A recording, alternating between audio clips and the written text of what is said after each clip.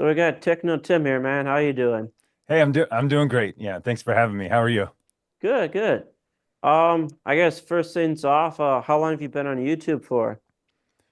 Oh, I've been on YouTube I think around four years, close to there. Getting really close. Actually, no, probably three and a half, I'd say. Three and a half. Yeah. Yeah, it Gotcha. seems like a long time, but at the same time it seems really short. Yeah. I guess you were telling me a second ago, right before we got on air here, or not air technically, that you're a software developer and stuff like that. How'd you get into that? And what do you do now, kind of a thing like that? Yeah, yeah. I am a software developer, software engineer. I develop all kinds of stuff, anywhere from front end to back end to mobile to DevOps to GitOps, you name it. Basically full stack, cloud and local stuff. But yeah, how did I get into it? I got into IT after I graduated college. I actually started out in tech support. I really loved tech support. Looking back on it, it was like a great way to get into technology and to really like understand people's needs and get into customer service. Like it taught me a lot of life skills along with IT. And then I just kept switching roles. I was fortunate enough to have, managers or leaders who believed in me, who gave me a chance in a certain area that I wasn't familiar with, and that allowed me to grow. So, yeah, there was a point in time where I worked at General Mills, actually here in Minneapolis, and I was doing infrastructure for a long time. A manager had a position open on one of their teams. I wasn't the greatest developer, but I developed some apps outside of work. And then the manager knew me and just said, "Hey, if you're ready, if you're willing to put in the time and effort, I'd love to have you." And that's how I got into developing software professionally, and then went on to do it for Target and a couple of startups. So Were you into computing much in like high school or anything like that, or? yeah, yeah, I've always been drawn to technology. I used to build and tear down computers all the time. College especially because I had more time on my hands to do it. Um, and oddly enough, though, when I first got to college, I might be dating myself, maybe I don't know. I had an old computer when I started. It didn't have a network card in it, and I had to buy one. And at that time, I was really scared to do anything hardware wise to computers. I just thought they were this black box, this mystery box. And so I had my RA put in my video card. And once I saw him open it up and replace one screw and put it in, it was all over then. So yeah, I've always been drawn to it. I got really into it during college because I had so much free time on my hands, and I had so much access to the internet that I could really research and do whatever I wanted. So yeah, Yeah, but I've always been generally interested in technology. yeah. What's the earliest system you can remember interacting with? Oh, well, when I was younger, I had a Commodore 64. Like in elementary school, we had Apple IIe's or something like that. I don't know. I think that's one of the first ones I interacted with. I think there was even an earlier one, something, maybe it was a program, I don't remember, but there was this like whole Logos 2D type like computer camp I went to when I was Hmm. young, and you basically trained this, they called it a turtle, but it was a triangle, how to draw lines on the screen. But then, yeah, I got into a lot of the schools I went to had Apple IIe's and Apples.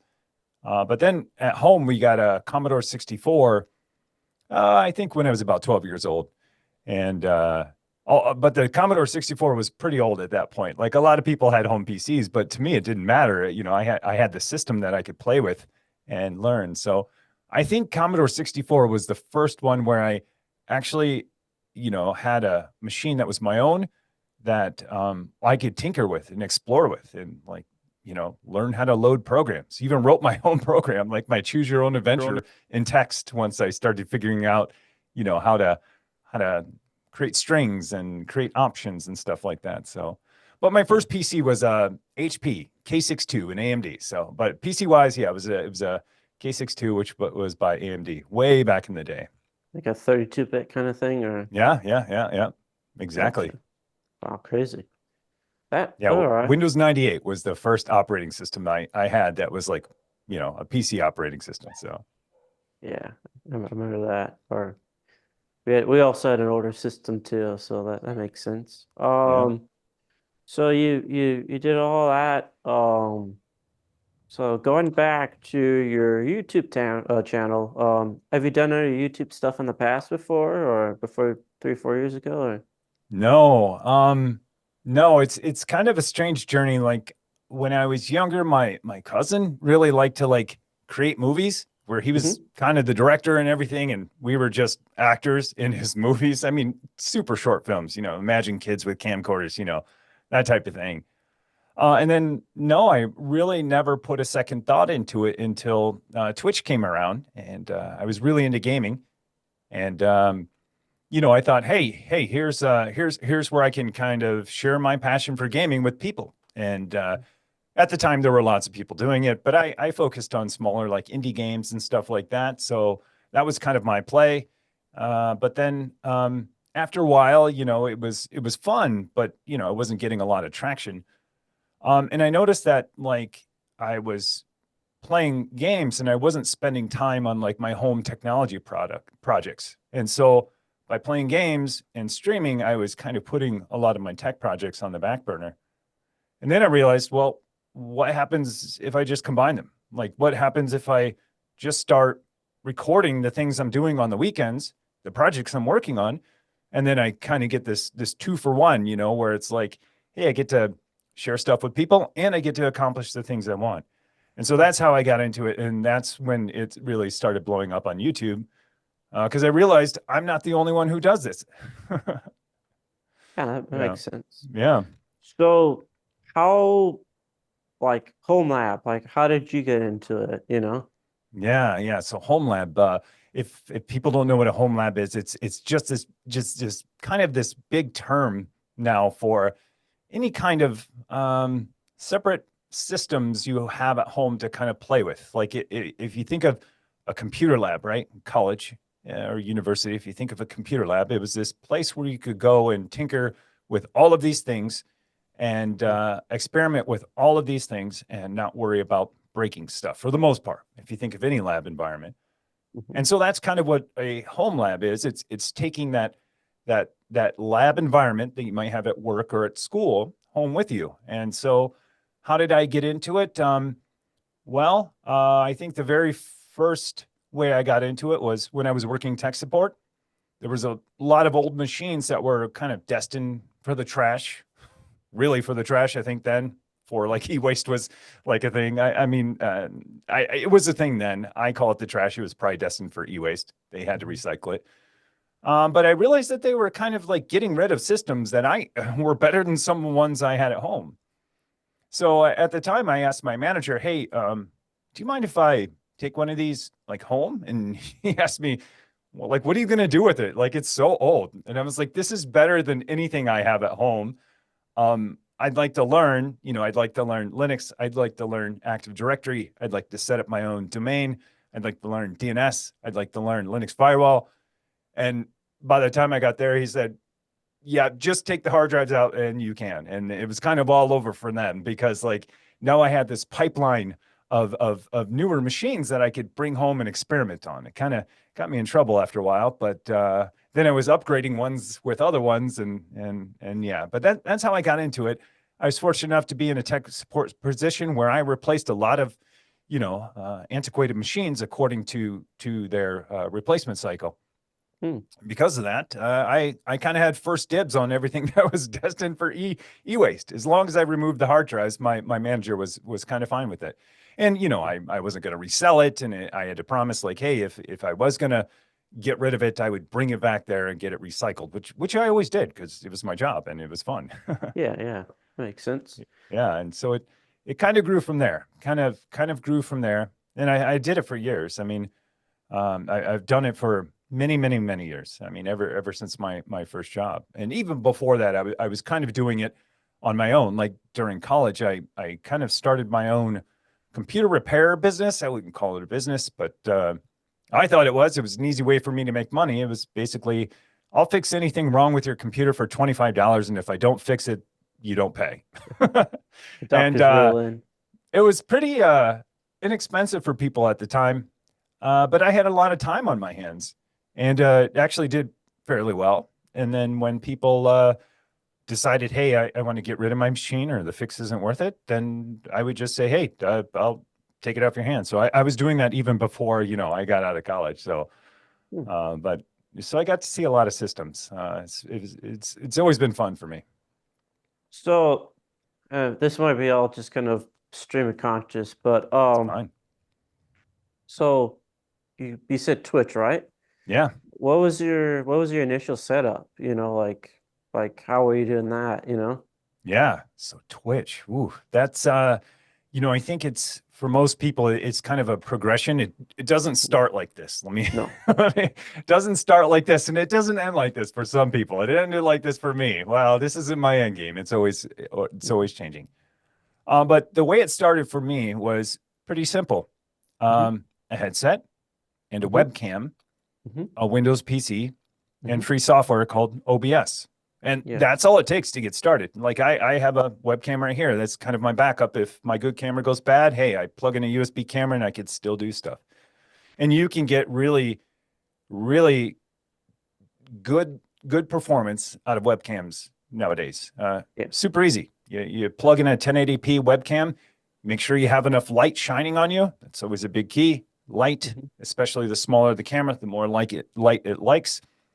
And use a headset. Start with a headset. It wasn't until way later that I got a microphone, and it wasn't until years later that I got something like this. And even this is this is an entry level microphone, and I use it all the time. And I'm 4 years in, and 220,000 subscribers, and I still use this $99 microphone because I like it. Yeah, yeah. Makes sense. Do you know is that like a Audio Technica or what is that?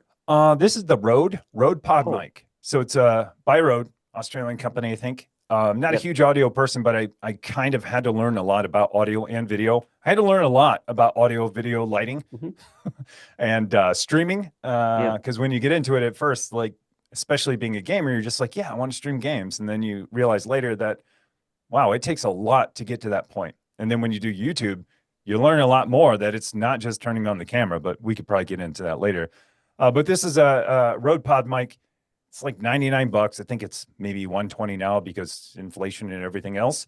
But it's an XLR mic. And you plug it into, a machine that has an XLR input and you're good to go. Like this doesn't require phantom power. Hmm. You just plug it in and you're pretty good to go. I don't have this one tuned or anything right now. I'm going to be redoing my whole audio setup, but this one will Yeah. give you really good audio for really cheap. So presumably a dynamic mic if it doesn't require phantom power then, or Yep, yep, yep. gotcha. Go beans. What's so you're at some kind of a rig here. Is what kind of machine like and sound interface you got going there? Yeah, so mine's still kind of set up I've gone through a lot of changes. Let me put it this way. I've gone through a lot of changes Hmm. because I started with Twitch and I started with live streaming. A lot of Hmm. my gear is still focused towards live streaming. Where it takes a direct connection to your PC or your Mac or your machine, really, Hmm. and audio pipes through there, and you handle a lot of it with software. So when I Hmm. started out originally, I had a Go XLR. It was great, and I still love that device for Windows and live streaming. It's fantastic. Yeah. But recently, I switched over from Windows to my Mac Studio. I use Linux, Mac, Windows. I use everything. Hmm. And I have a mini rack in here that also has Windows, Mac, and Linux. But anyways, um, so now I'm to this point where I'm using a Wave XLR by Corsair. Again, Okay. another gaming kind of device or streaming device, where it has an XLR input, has headphone input. It even supplies phantom power if you want, and that connects USB-C to my Mac. And so that's where I'm at right now. That's not where I'm going to be in a couple of weeks. I'm switching stuff up. I'm separating my audio from my machine because right now my Hmm. machine has to be on if I want to record audio, which is not ideal in most situations. Good. Do Yeah. So anything crazy like Dante or anything like that or no, no. okay. Again, like I'm not. I'm. I don't have like any formal training in audio or video or any of this. These are things I had to figure out over the years. Hmm. And I'm trying to keep it really simple. And honestly, I don't even know if this is the right device, but I've been eyeing it for a while. It's called Rode Podcaster Duo. Hmm. They have a pro version, but basically, it's like a portable podcasting device that has multiple XLR inputs and has like it has a chip on board to do audio processing and all of that, and relatively cheap and a lot of presets. And I've seen a lot of good reviews on it, and I thought, Hmm. well, this will help me kind of separate my Hmm. audio from being tied to my machine because since I've started, either my audio device was tied to Windows or now tied to Mac Studio. I want to kind of separate those concerns so that I don't need a machine on at all to do it. And if I need to do anything on the run, I can do it. So, but yeah, Do that's you? Sorry. Do no, you watch Curtis Judd on YouTube? I don't. I don't. Okay, I think and I might be getting mixed up here, but I think he did a review. Rode it makes that, but they also have a very similar product. I don't know. Maybe it wasn't Kershaw. It might have been a Gerald O'Dunn or something like Yeah. that. But there's a very similar product from either Mackie or another one like that. It's like one to one with the Rode one, but Yeah. it's made by a company who traditionally makes mixers and a little bit better laid out. But I'm not sure if you already got it or not. So No, no, I didn't get it. I'm open. I'm mhm. definitely open to anything, and I'll Okay, probably watch 1,000 more reviews. That's how it goes, you okay. know.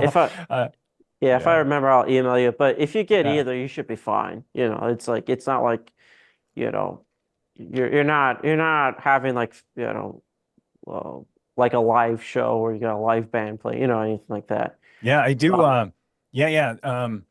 That's one of the things I kind of am interested mhm, in because I know you say not a live show like a band, but mhm, I do live streaming on Twitch every Saturday, mhm, three CST or 3 Central, 3 Minneapolis time. I just did it. mhm, Actually, did it yesterday because I couldn't do it Sunday. But I do a mhm, live event where I do need controls in real time to all of my stuff, though, too, because I have multiple inputs. I have sound effects. You know what I mean? mhm, And that's how I use this now. And I have, a stream deck to be able to switch streams and switch audio, switch cameras. So even though it's not a band type stuff, I just still do some live streaming stuff. And mhm, I guess when I buy my next device, I need to make sure I can mix properly because that's another thing too. Like, I play music. I need, mhm, different sound effects to be able to play in the background while I'm talking. And a PC or a Mac can do that really easily. But a lot of these devices that weren't traditionally built for streaming have a hard time doing that. I feel like yeah. there's this big gap in like people who create hardware and then Mhm, people who make good software. And so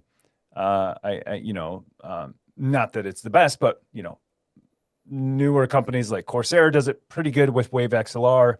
I mhm, think Go XLR did a great job of doing it where they combine hardware and software. And so mhm. I'm hoping someone can also do that. Yeah.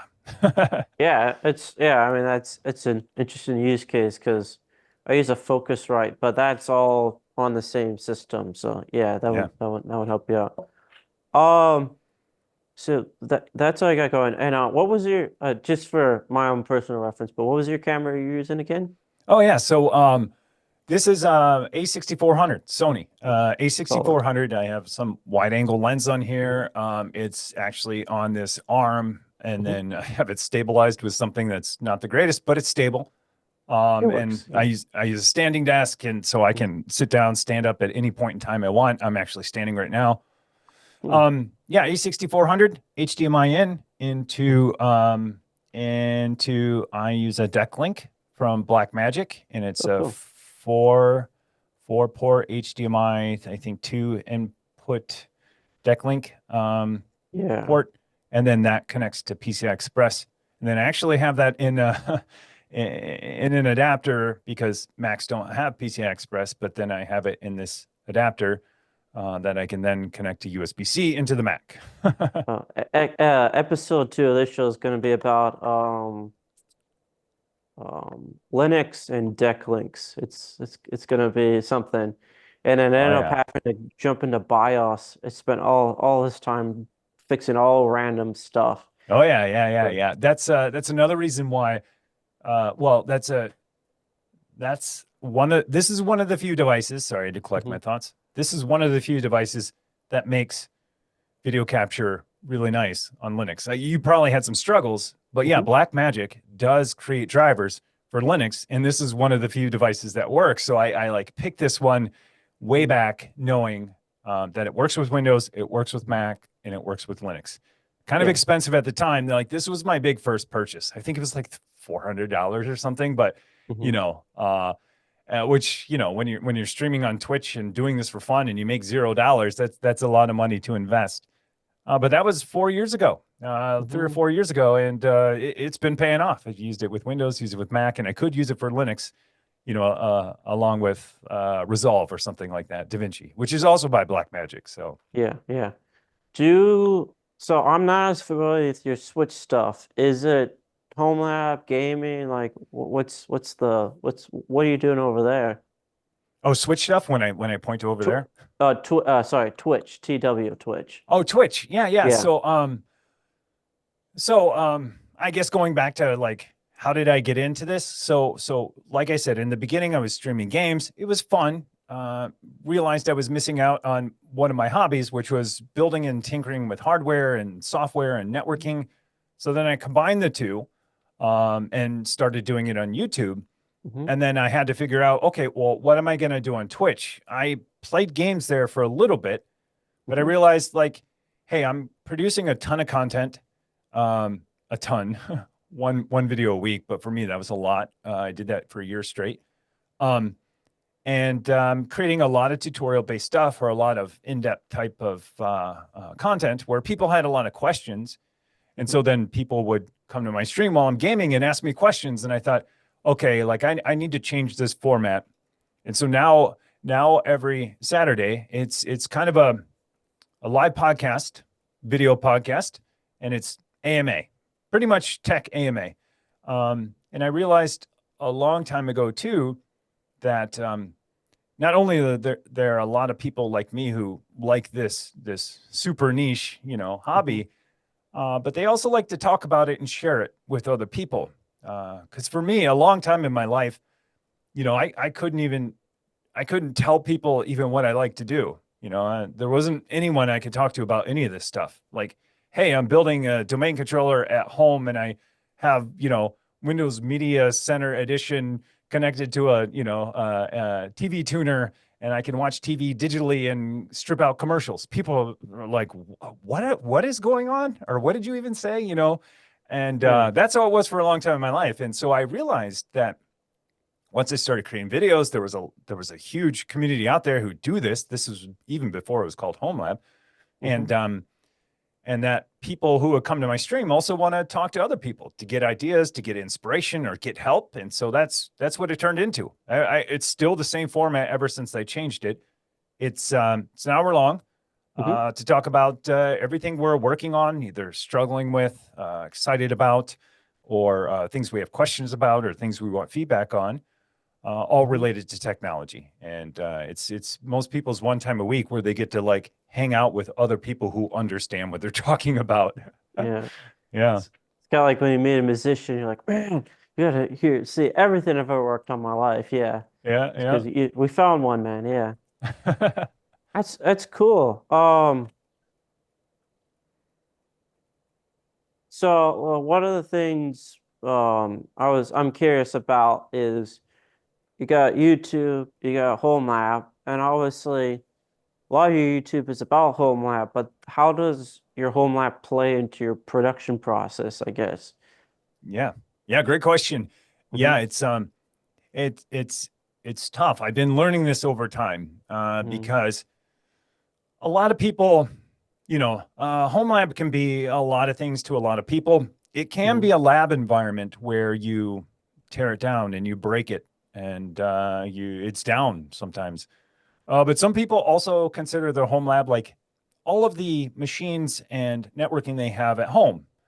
And Yeah. I've been trying to separate the two where it's like, okay, I have one environment where I can play and I can break it and it can be down for days. And Hmm. then I have one environment that can't be down, that I don't want to break, that I Hmm. depend on. And so I've Hmm. been a little bit better at separating that out. And so I do now have some machines dedicated to playing and learning, Hmm. and some machines dedicated to this and more. And so I have a big NAS. It's one I built myself. It's actually by 45 drives or 45 home lab. It's called an HL15, but it's basically a 15 drive bay where I can put in 15 drives, and then I can install any operating system I want on it.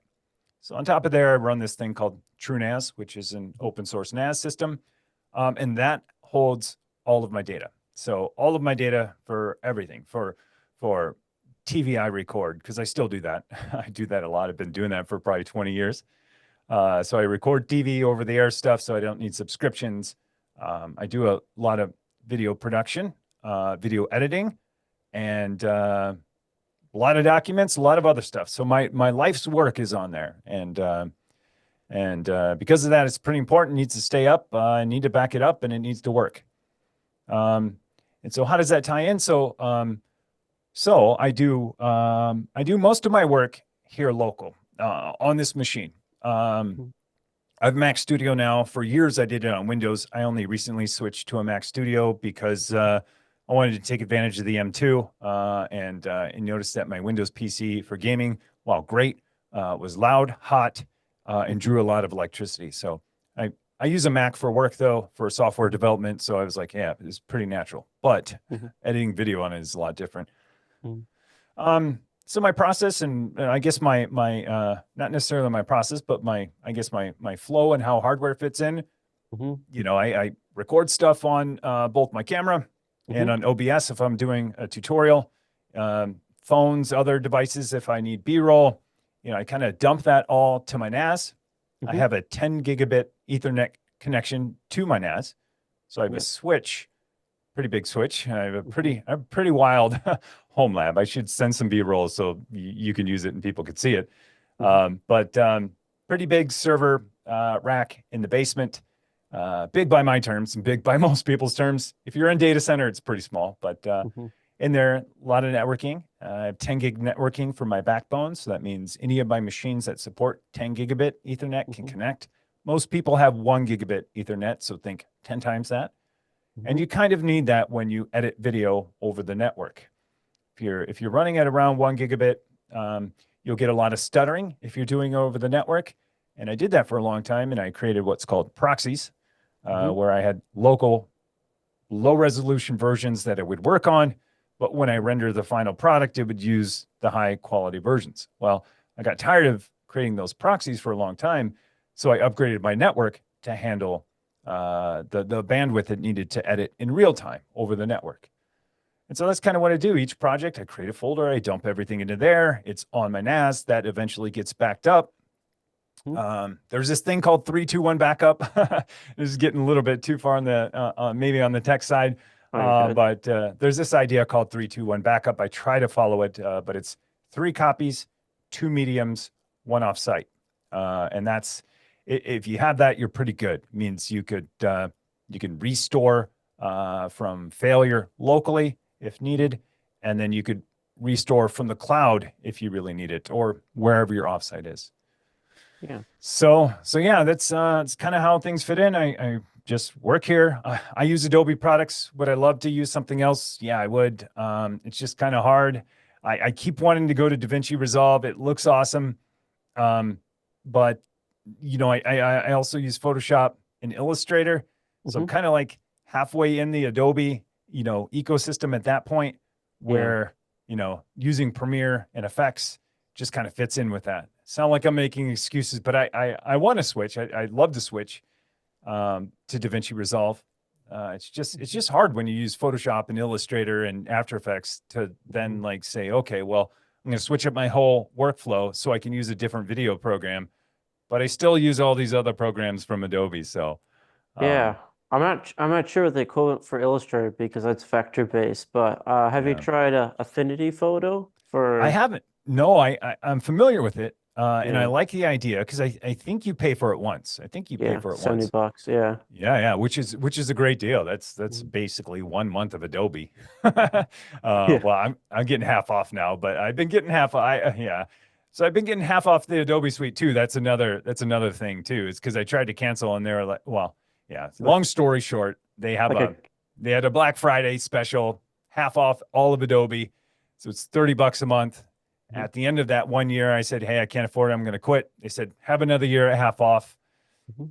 That was, about to expire. Said the same thing. Like, I want to quit. Yes, yes, yes. And they're like, have another year half off. So it's kind of, I don't know. They're like doing the AOL online thing where it's like you try to quit and they don't let you quit and they keep reducing the price. So like a cable company almost. yeah, Yeah. that's right. That's right. So So, um, so in terms of your capture, are you recording audio discreetly, video discreetly, or is it going into some kind of like OBS or something like that? Or yeah, good question.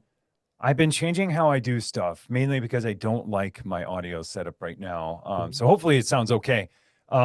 But I do. How do I record? So again, my audio equipment is tied to my machine, so I got to have my machine on, right? So Mhm. I actually have a shotgun mic right here. I have a Mhm. Rode shotgun mic that I usually have when I do YouTube stuff. This is more for live stuff or where I want to focus my audio and cancel stuff out. It's kind of noisy in here for the most part during the day. Yeah. But I have a Rode shotgun mic that's also plugged into my Wave XLR. I capture it there. I use Adobe Audition. I could use anything, but I just capture that audio separately. Hmm. And then on my DSLR, I actually use I have a DJI wireless mic Hmm. um, and a transmitter that Hmm. I also set really close here to the camera as my backup audio. And also that helps me sync up audio in post. So yeah, I record it's kind of convoluted. Yeah. Record my good audio separate, and then record backup audio both on device of the DJI wireless mic and Hmm. on the camera too through the transmitter, and then I sync them up. And probably not the most efficient thing, and that's why I'm kind of looking forward to move into something else, is because I want to.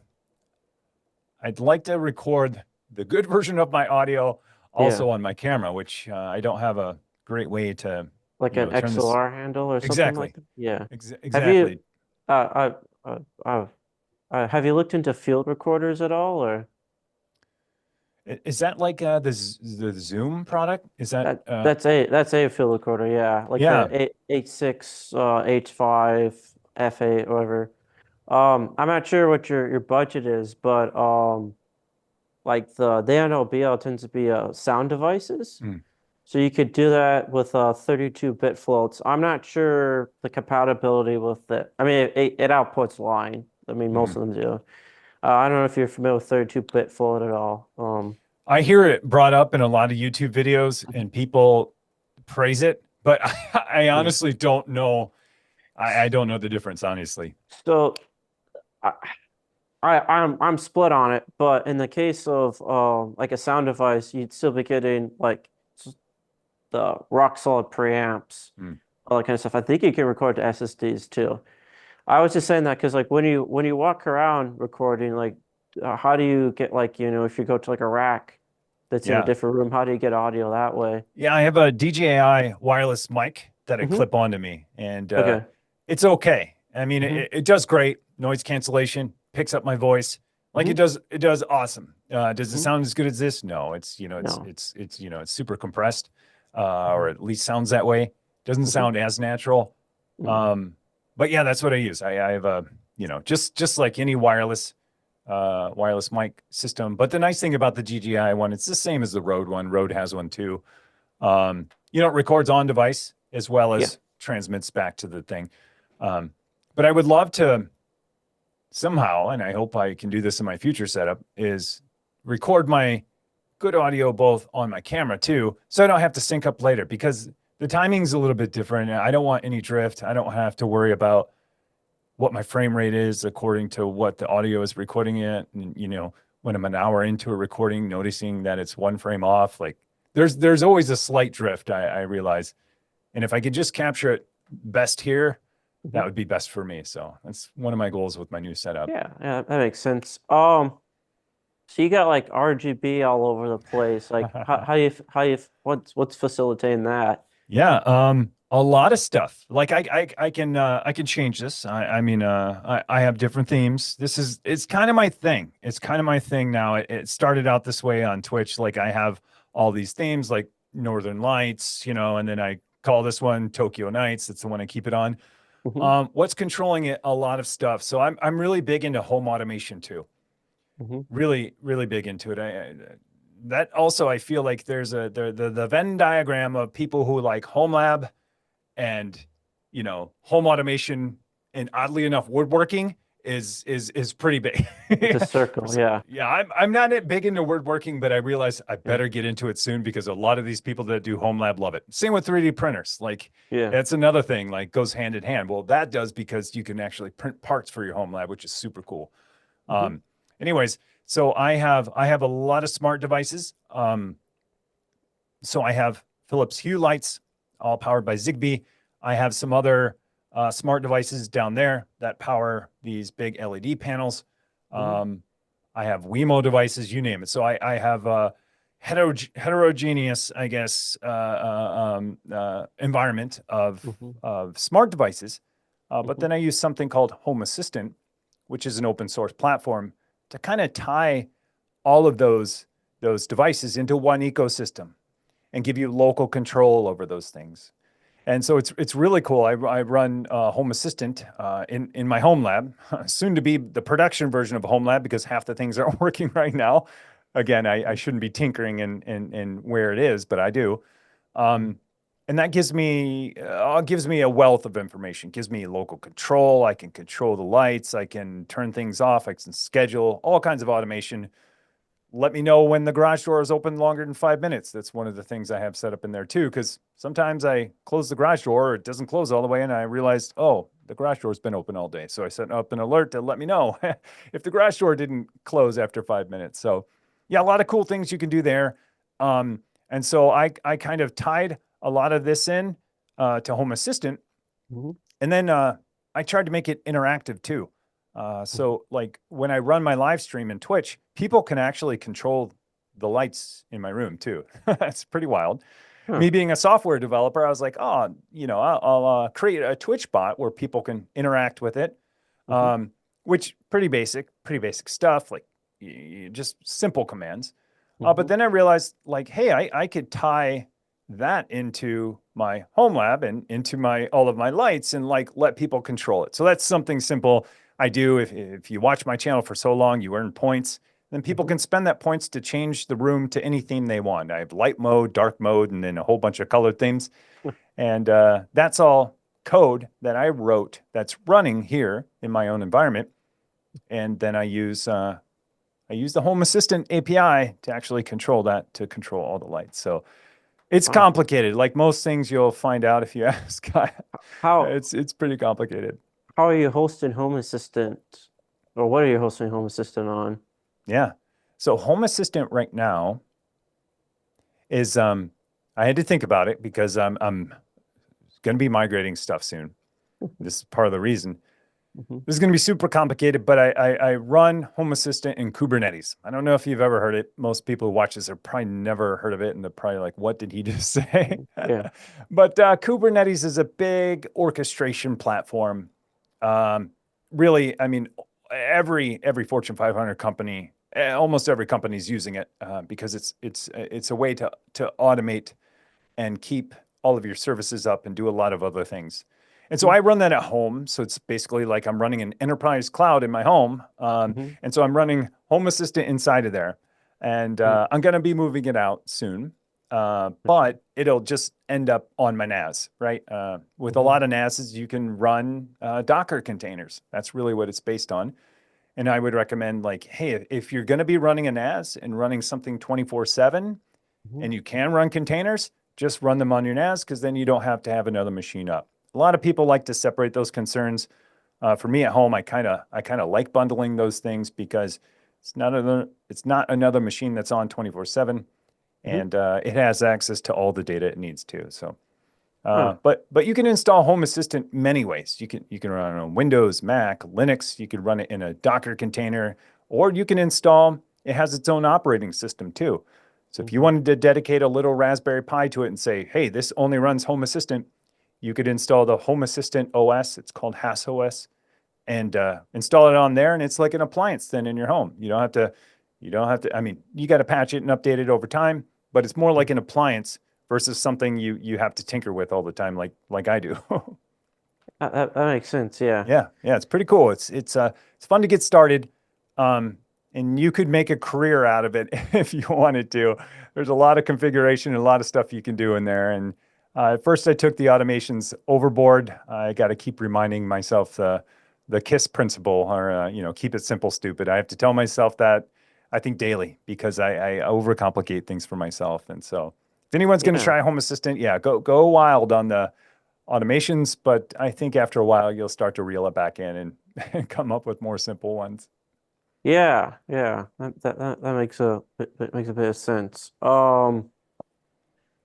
Trying to figure out if this is in scope or not. But do you on the networking side, do you have your um IoT or whatever devices all split Yeah. up on like VLANs and stuff Yeah, or great question. I was going to throw that in there, but I wasn't okay. sure wasn't sure how far to go. Yeah, Yeah. absolutely. Yeah, no, this everything's in scope with me. I mean, I like I said, I run a AMA every Saturday on Twitch, so I kind of know what I'm Mhm. signing up for. And Mhm. yeah, if things are off limits, I'll obviously say nothing in tech is off limits. So yeah. Mhm. So yes. So you asked, hey, you have all of these IoT devices, right? Mhm. And the problem with IoT devices is that someone else controls them. Other Mhm. companies control them. They have operating systems that are running that may be doing things you don't want. They might be scanning your network to see what's out there. Or that company might have got hacked and now it's running some software that you don't know about. And so you're exactly right. One of the things I recommend people do, if they can, and if they have the knowledge or want to learn, is set up a VLAN. So a VLAN is a virtual LAN to be able to separate it and say, hey, I have not only one flat network now where all of my devices are, I have two discrete networks where I will put the devices I want. And so that's one of the things I recommend. Like, if you're ever going to do VLANs, the easiest way to get started is just separate your network into two networks Mhm. and then put all of the devices you trust, devices like your phone, right? You probably trust Apple or Google or whatever phone you're running. You're running, you trust them enough to put your life on there. So you trust them enough to put them on that network. Mhm. Any PCs, Macs, anything you have like that where you're like, yes, I trust this device. I can update this device. I trust this company. I typically put them there. Then there's everything else. There's smart light bulbs. There's maybe printers. There's all of these devices that have, that are part of IoT that have an IP address, but they're managed really by another company. And I throw everything over there. And then I put a firewall in between and say, hey, nothing on this IoT VLAN can Mhm. communicate with my trusted VLAN. And so what Mhm. that forces those devices to do is just go straight through the internet. And that will mitigate a lot of risk in the future if something happens to one of your devices. Mhm. But that also means then now every IoT device can talk to each other and stuff, but that's no different than if you had one big flat network. So yes, Mhm. so I do have them. I actually have five VLANs. I won't go into it. I went again, way too complicated. Yeah. But I'm gonna keep it simple here soon and Yeah, and break my that's stuff into three like VLANs. probably a lot of this stuff is probably on your YouTube channel That's right. somewhere, kind of thing. Okay, gotcha. That's right. And for a while, I hosted a lot of my public services out of here too, because I run a documentation site, I run a short link site, like I run a lot of services too that help my YouTube channel that the public accesses, like my documentation site, like technotim.live, Mhm. that 100,000 people a month go to get information on how to set things up. And I Mhm. was hosting that in my home for 4 years. Actually, I've hosted a website out of my home for about 20. But now it's to the point where it's like, okay, I should probably not do that. Not because I don't trust it or anything like that. But then again, it's like, do I want to put that much risk on my home network? And that, my things happen at home. Internet goes down, power Mhm. goes out, Mhm. And so just recently I've moved them to a co-location here in Minneapolis, which is, basically a big data center where you bring your own hardware. And Hmm. so I brought my own hardware there, some of my old servers, home lab Mhm. servers, and racked them there. And that's where a lot of my public services run too. So Huh. yeah, That's. it's pretty fun. I met someone virtually who Mhm. said, "Hey, Tim, we have a co-location where we share a rack in a data center in downtown Minneapolis. Do you want to put your stuff here?" And I was Mhm. like, "Hey, that sounds great." And yeah, I did a video with them. I did a video with that company. It's a small team of people. It's like three, but did a video with them, and I moved some of my servers to there, and now I host my public stuff out of there, so I don't have to host it at home anymore.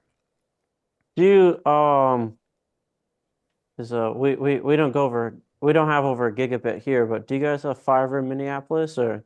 Yeah. So yeah, Minneapolis is we're pretty good. We have USI, which they don't Mhm. sponsor anything, but I love USI. They do Gotcha. fiber internet here.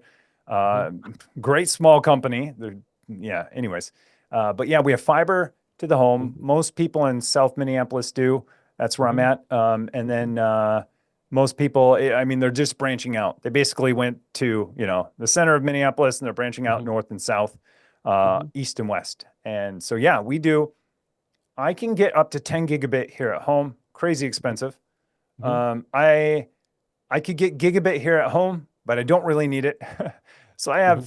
I have half a gigabit. I mean, I have 600 up, Hmm. 600 down, and I could go to gigabit. I want to do it for a month to say, hey, I have gigabit internet, but I really, it saves me 10, 15, $20 a month that I could put somewhere else.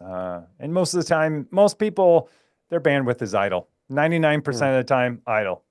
It's only during like, about 6 to 10 o'clock where it peaks. Rest of the time, well, working from home changed stuff, but for the most part, most people's bandwidth is idle if you look at usage over time. Yeah. Did you have to for your live streaming stuff, did you have to just set up much stuff to get the stream out? Like QoS or anything like quality of service, anything like that, or does it work pretty well or? No, it's a great question. It's funny you ask about QoS because I just set it up about 2 hours ago. Oh, really? Yeah. Yeah. Well, so to answer your question directly, did I need to do anything special for live streaming? Mhm. Because hey, it might use a lot of bandwidth. No. So Twitch has a bandwidth cap, so they only ingest at 6.5 megabit per Mhm. second. I think it's 6.5 is the cap that Yeah. they have. It's a soft cap. If you use more, they could shut you down. But Mhm. anyways, just pretend you have 6 megabit up to send to them. And so Mhm. for the most part, I've had anywhere from over time 300 to 600 megabit upload. I've never had to worry about it. But funny you mentioned that because just recently, right before the stream, Mhm. I was uploading a video to YouTube, Mhm. and YouTube is one of the few companies that can, ingest stuff at 600 megabits per second. So I saturated my upload. My wife Mhm. comes in here about 5 minutes into the upload. She goes, I just had a Zoom interview, and for some reason they couldn't, it kept breaking up and they couldn't understand me. And I was like, yeah, I know what that is. So Wow. it's funny. So in my network, I finally went in there. They call it smart queues in there. Mhm. Basically, it just says like, hey, no one person can use 100% of the internet, and it keeps like I think a 20% buffer. So I put Oh. that in place. I should have had it. Never had a reason to until just now. I don't usually upload videos midday. It's always at night because that's when I finish Mhm. them. And just so happened my wife was on a Zoom call and no one on the Zoom call could understand her. So yeah, I would definitely, if you have QoS or you have smart queues or whatever, turn it on. Everyone in the household will be happy. Yeah, I'm trying to migrate away from some direct attached storage, but I'm sure every time it backs up, yeah, that's probably Yeah. a lot of fun. Yep. That's it's cool. I'm thinking here, trying to see if I hit all the points on it. We went over you, kind of a little bit of your background. We went over how you shoot YouTube videos. We went over even stuff like home automation stuff. Anything you're excited about in the upcoming future, in terms of that you're willing to share, obviously, any like cool projects or anything like that, or Yeah, that's a good question. I always have like a bunch of stuff. Like these are actually real workbenches back here that get worked on. Mhm, There's a couple of things that I mean, kind of exciting for me. There's this, I do large rack stuff. There back there is a mini rack by a small company. They sent mhm, me in. It really is a mini rack, like a 10-inch wide rack that's maybe 3 feet tall. mhm, That's kind of exciting. Um, I'm excited to do a little more, upgrades around here. I talked about audio. I keep putting it off because I'm like after the next video, after the next video. mhm, That's kind of exciting. Not anything people would really notice or even get excited about, but I am because it's upgrades to my studio stuff. mhm, I also have a new oh, what's it called? Well, I guess it is a yeah, new teleprompter that I'm gonna mm, set up soon. That's another thing. Like getting into YouTube in the beginning, I never mhm, really realized that. Like, hey, most people use a teleprompter. That I had no idea. I had no background in video or television or live stuff, except for mhm, Twitch, where everything was off the cuff. And so for the first year of all of my YouTube, I was winging it. And, my channel grew so quick. I was like, yeah, I don't need to write anything down. Bullet points only. Then I realized there's a certain point where you do have to start writing stuff down. mhm, I still do, I'd still say 50-50. Some scripted, some not, because that's the way I like to keep it.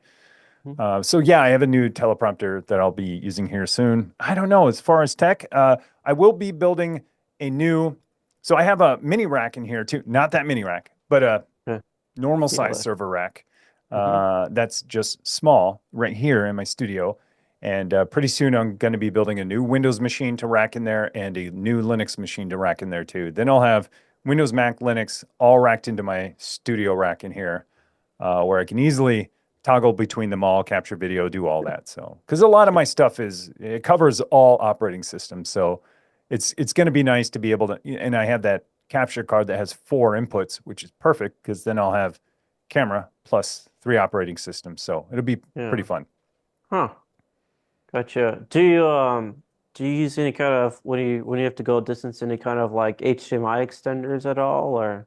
I wish Mhm, I had an easy way to do that. No, no, I wish. I wish it wasn't so expensive. So a mm, couple things when it comes to like video, remote video. I don't know, wireless video. Yeah, I wish the dongles and I wish the whole setup wasn't that expensive. mhm. Um, and I wish like NDI was a little more popular. Be- Yeah. because like I think that's a cool technology. I think OBS has it built in. Basically, you capture on one, you send to another, so you can record it, and it uses the network backbone to do it, Yeah. um, which is pretty fun. But most of the time, like, um, I just bring my camera with me, and I'm not doing anything live, so I record Mm, local, and then I edit it later.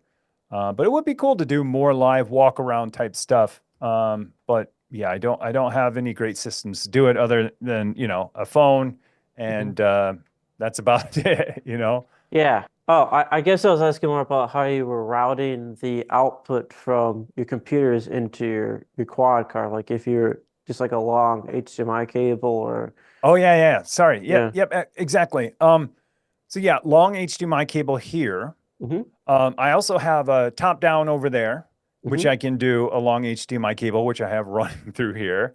Gotcha. I don't have anything rigged up over there, but that's usually where I just do tight shots that for B-roll type stuff. Um, but when I say long HDMI, I'm talking only like 20 feet. I mean, maybe you use something Oh, that's longer or something, oh, but yeah, you're pushing it in terms of yeah, how long yeah, HDMI I can go. definitely am. I definitely am. Yeah. Yeah, Yeah, I I'm think pushing the limits. yeah, a lot of times in studio applications you're going to SDI or Ethernet at that point because Mm. you're not really supposed to go over 15 feet, but if it's working for you, man, so Yeah, I mean, yeah. maybe it is 15 feet. I would just, Yeah. I know it's longer than 10. Yeah. So Uh, I was thinking about actually here. Well, you can't see it, but actually trying to use like a black magic fiber thing to run it so they could get it down to one cable, then have it branch out. But That it's sounds awesome. overkill for 5 feet. So, Yeah. so that's Hey, but man, yeah, that when home lab is mhm. involved, like overkill is the name of the game, you know? Oh well, If- I'm in a studio right oh now, yeah, but yeah. yeah. Oh, for So sure. I was just saying like we know overkill in yeah, home lab. yeah. Yeah. Well, yeah, that's real cool. I'm trying to think. I think I've hit the end of whatever. I think the typical thing is probably wrap up a little bit here. How can people find you, man? Like where you at on the internet? So Yeah, good question. I think if you just Google Techno Tim, I should be the first person to come up. In the okay, beginning, I wasn't. There was a person named Techno Tim who did techno music. And yeah, so slowly over time, I think my SEO is winning. So, anyways, you can Google Techno Tim, but probably the easiest way is just go to technotim.live, gotcha. https technotim.live. That's my website where most of my videos are, my documentation is, along with lots of ways to connect with me on many, many social media platforms. If there is one out there, I'm probably on it. You kind of have to be. So, Gotcha. Yeah, thank you for your time on all that kind of stuff and all the cool stuff and like I said, I'll tell the probably the residents of the Twin Ports area that if you set up a whole lap, man, his videos are very well presented and all that stuff. So yeah, like I said, thank you a lot, man. So yeah, great. uh, Nice to meet you. I'd love to be mhm, on. I love Duluth. Don't get up mhm, there enough.